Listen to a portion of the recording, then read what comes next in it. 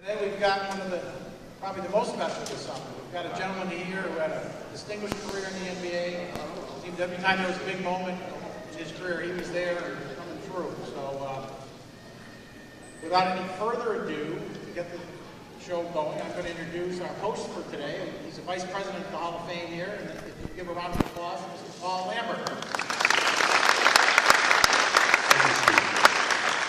Welcome, everybody. Thanks so much for coming in on this beautiful day. I really appreciate everyone coming in. I'm so happy you're here because we're really delighted to have this very special guest with us today. I think this conversation is going to be something we'll remember for a long time. For those of you who are too young to know how special this gentleman is, let me tell you a little bit about his career. Today's guest is literally one of the greatest clutch players in the history of our game.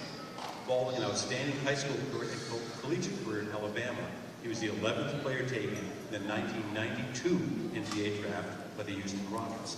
He went on to have a 16-year NBA career where it seemed that whatever team he joined won a championship. He's a 7-time NBA champion, and his game-winning shots are the stuff of legends. Please join me in a special round of applause for our very special guest, Mr. Robert Horry.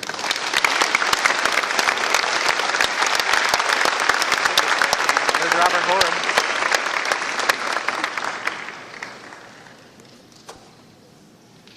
Welcome to Springfield. Welcome to the Hall of Fame. We're enjoyed to have you with us. Thanks, man. How's everybody doing?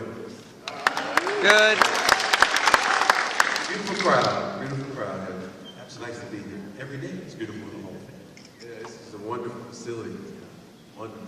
Is this your first visit with us? Yes, sir. First time. Fantastic. It's a joy to have you. Hopefully it's not my last. Oh, no. Well, let's begin at the beginning and talk about Andalusia, Alabama. Andalusia, Alabama. What was that town like? You know, it was a small town.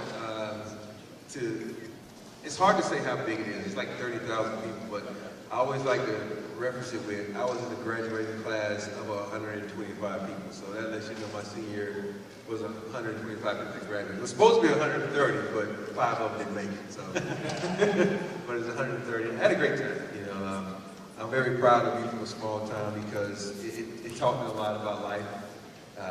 You know, that old saying, it takes a village to raise a kid, and then being in a small town, everybody disciplines you. Everybody's on you to do better, to be the perfect gentleman, the perfect human being, and the perfect citizen. So I was one of those kids that, because I was so tall as a little kid, I kind of stood out. So anytime something went wrong, they just looked up, oh, that's Robert, that's a tall kid, and I got in trouble. But I stayed on the straight and narrow, so I'm happy about it.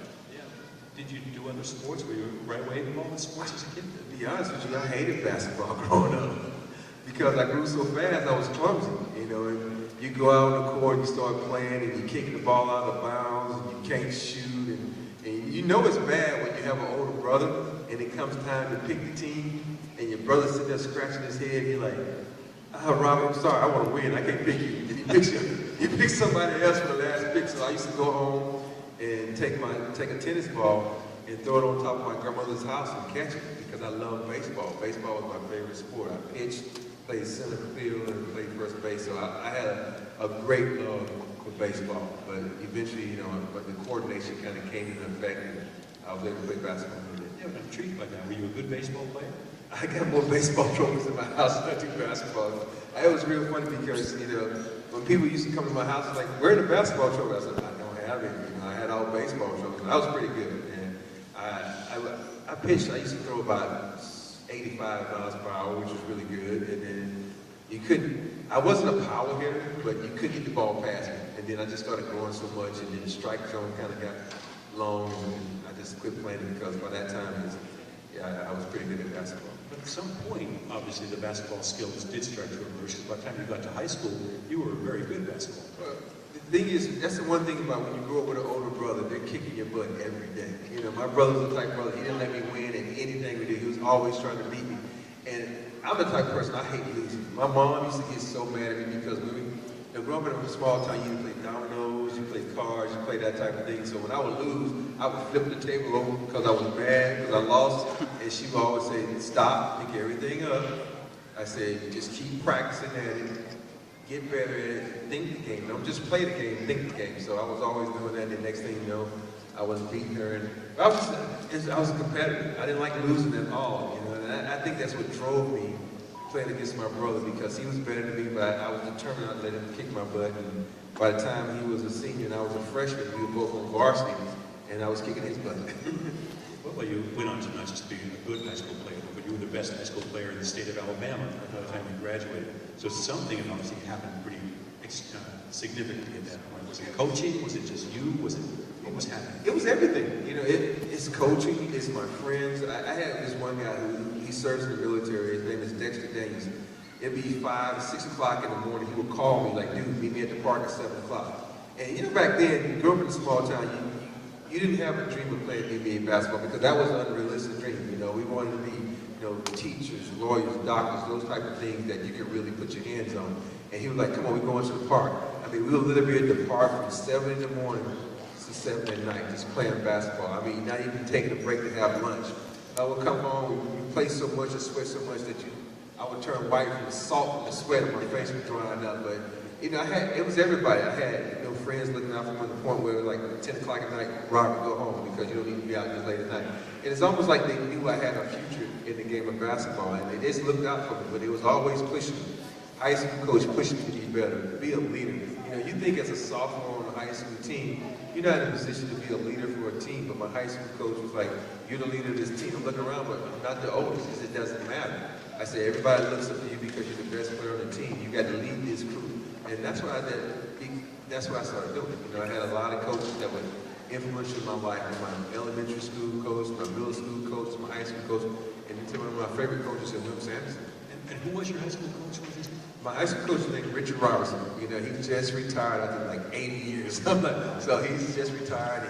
You know, he was very influential in my life. It was because my dad was in the military, and so he was like my secondary dad. He was always disciplined. There's a funny story. I remember one day, senior year, of course, basketball season over.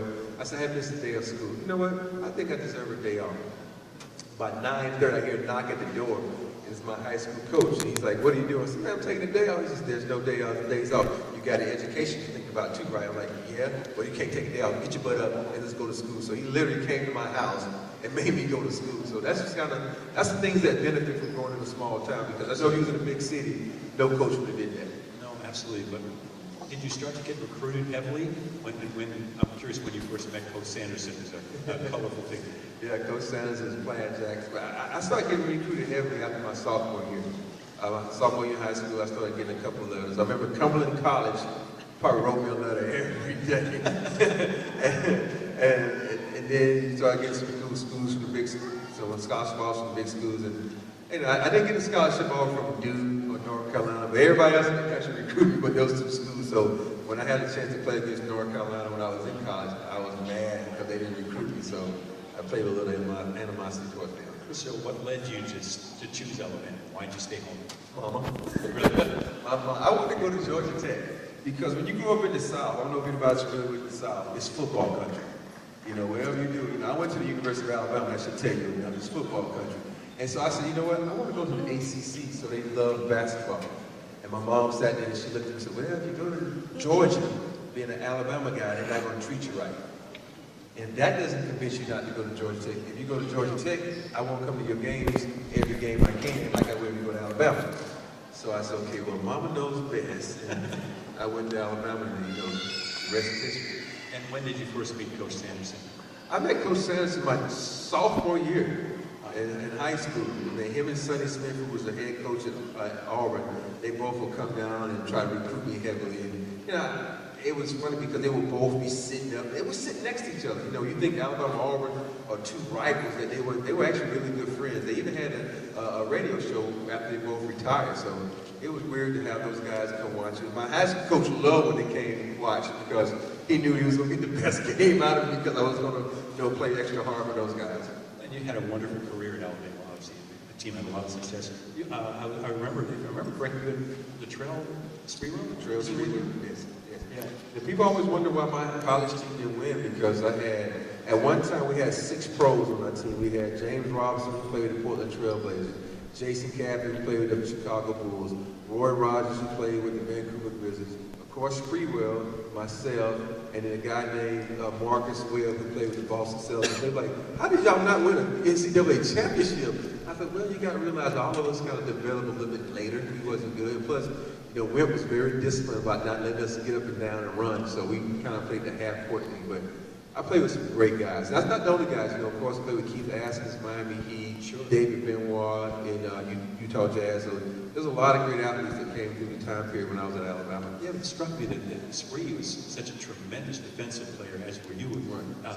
Was that team, was that a real focus? Did you learn, or did coaches bring that to you? Or that team must have been a special team defensively. It was a very special team. We really look at it, Spree and I were on one of the team to play defense. James Robinson shot all the balls. So, the thing about us, I was a leader of that team. And I was a strong believer in defense wins championships. And I used to get on guys' butts and be like, yo, you got to lock down your defender. And because a lot of guys, I tell us to just get in the guy, force him to me, and I block the shot. And that's what the team was. That's what they loved it. Because they know if they got a block shot, that was going to start a fast break, easy points, and to get the name in the paper. So, but it was one of those things that I was a main guy. Plus, Wimp was one of those guys that was like, defense wins championship, and we was just a defensive-minded team. And then you went to the Sweet 16 twice, if I remember correctly. But one of the things that struck me was that you were also all academic. Yes. Yes. That must have been hard. No, it wasn't. It wasn't hard. I always tell people that for me, having a mother who was a teacher and a father that was in the military, you can't get more disciplined than those two. My mom was on me about my education. My dad was on me about doing the right things, which is part of doing your education. And then, I was actually, academic player of the year in the state of Alabama too. And then I went on to college and carried over. So that was one of the things that I was more scared of failing in college than anything, because I was always scared of being one of those statistics where you didn't want to be, oh, he got to college, but he didn't have the grades, he flunked out. And I was determined not to be one of those people. And, I had Wimp Sanderson pushing me, I had myself pushing me, and I also had those two more supporting people, my heroes, my mom and my dad pushing me. You then, of course, get drafted. You mentioned the 11th player taken in the draft by the Houston Rockets. Again, I'm not sure that some of the young folks here might know, that was a really special Rockets team. Not just that you won championships together, but the coach, the people, the players on that team. One of the most remarkable players ever on the fame, of course, Hakeem Olajuwon, kind of the anchor of that team. What was it like? Was it intimidating to join that team? What did it feel like for a young man in a small town? Well, it was very intimidating, because if you think about it, you come into a team you have Vernon Maxwell, one of the most fierce competitors you ever played with, Kenny Smith, the Jet, who y'all know from TNT, Otis Thorpe, who was just coming off an All-Star year because Dream with her. Then you had, of course, to me, one of the greatest players ever played the game, Hakeem Olajuwon. And so it was just up to me to try to find my way and fit in. It was so intimidating that I was deferring to them so much that I actually got traded the next year. I actually got traded.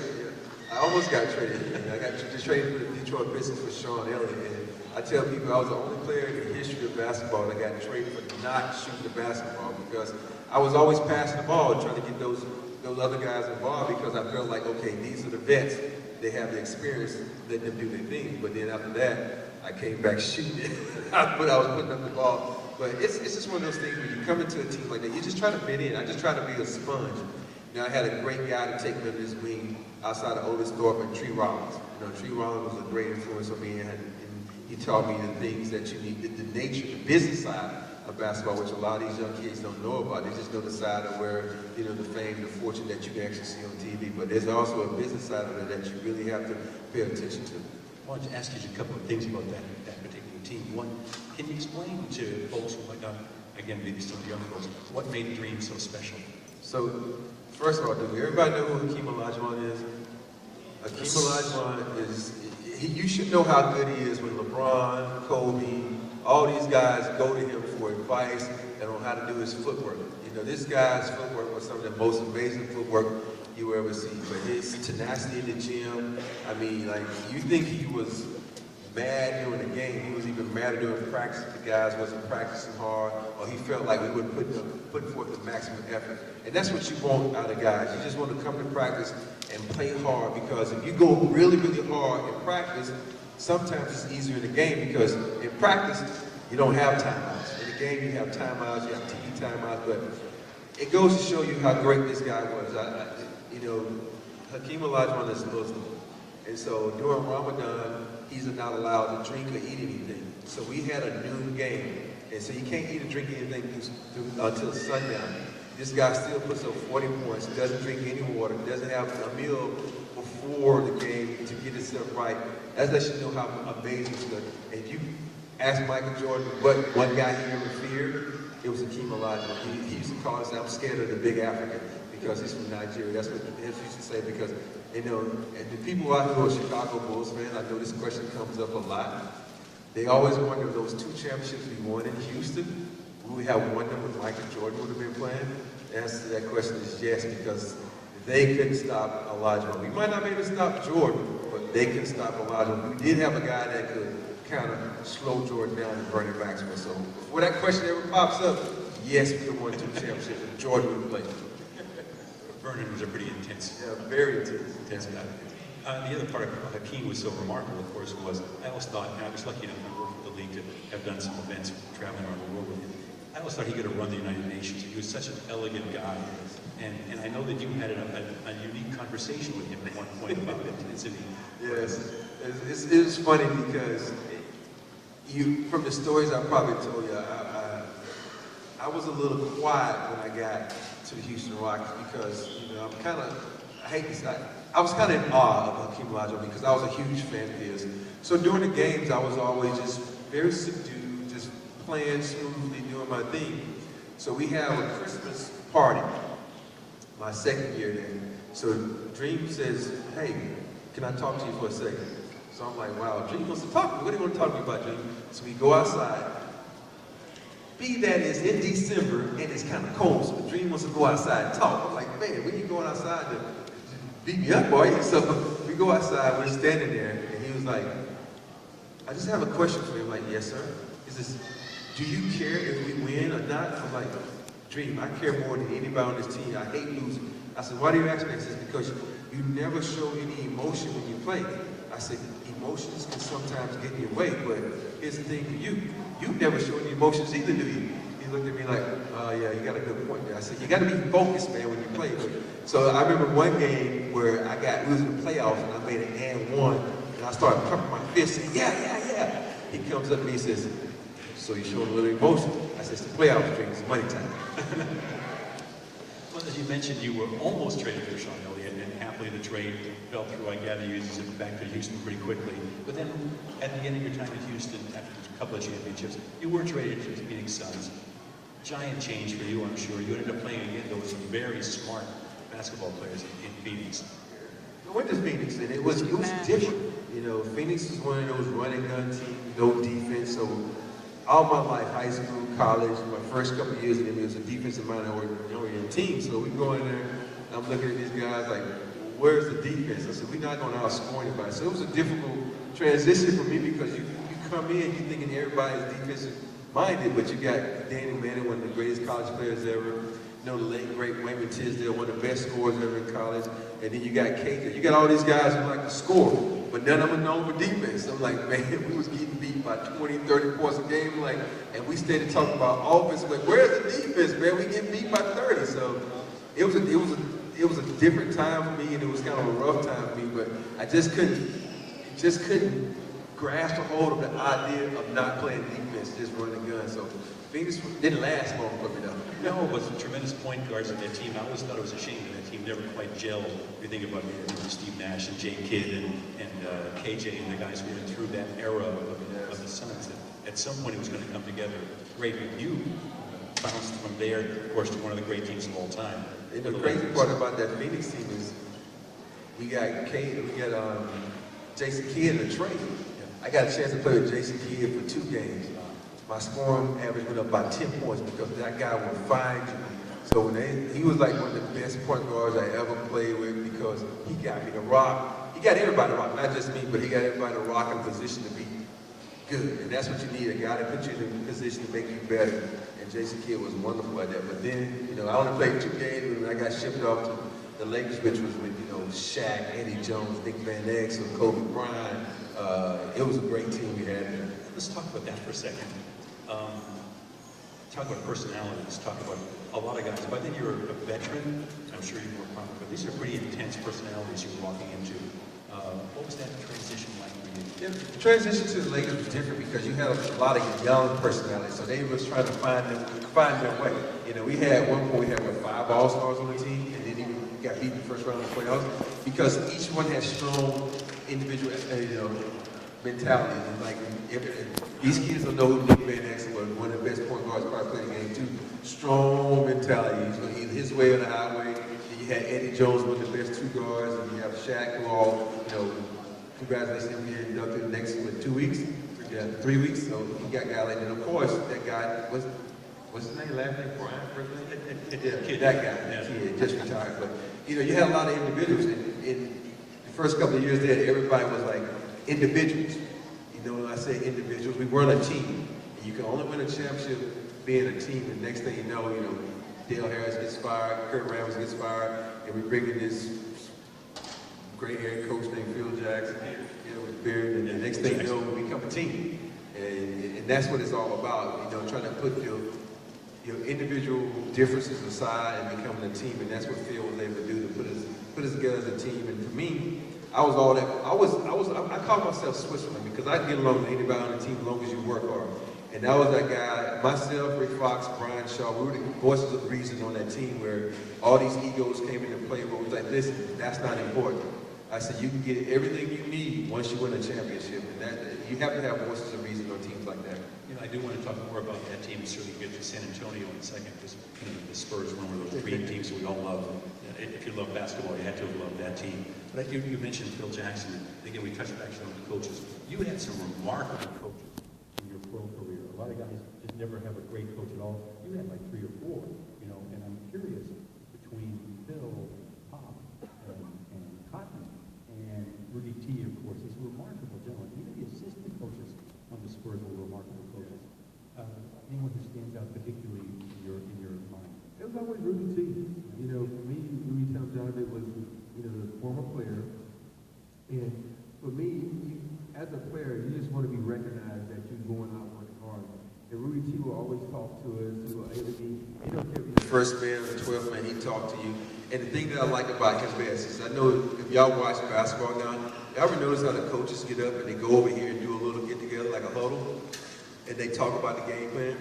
Rudy T would do that for like 2 seconds, then come back to the bench and look at the guy and be like, okay, what's going on there? Talk to me. Because as a player, if I'm playing you and you can't stop me, you yelling for help.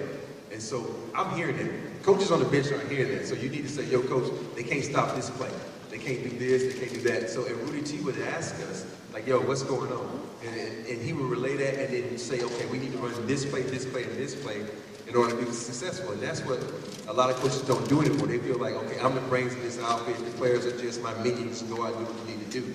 And that's why I love Rudy T to death, because he always asks the players' opinions on what should be done. It's interesting you say that, because I remember reading it about Rudy before, that Tommy Heinsohn and Sam Jones and the great Celtics talked that way about Red Auerbach, that in the huddle, in key times, he turned up and said, what should we run? Because he wanted, A, to put the pressure on them to succeed, but he also wanted that direct feedback. You're playing the game. What's happening. Yeah, and with the Rockets, it was always 15, which was get the ball to dream and get out of the way.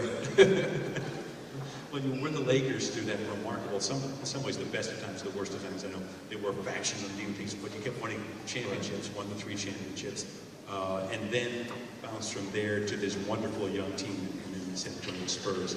Again, what a classy organization, what a great place to be. Yeah, the Spurs was just one of the best organizations to play for because they cared about you. You see where a lot of guys, when you get injured, they say, okay, he's supposed to come back on the 15th. But Pop be like, nah, we're going to hold you all to like maybe the 20th, maybe 5 extra days. And a lot of teams will do that because they care about winning so much, they're trying to get you back on the court as soon as possible. And the Spurs was an organization that had, when I first got there, I was like, man, this can't be real. Most teams aren't like this. It's like you got a room for your family. Like when your family comes to a game, they have escorts for your family and take them where they need to go. They had all these things because it was such a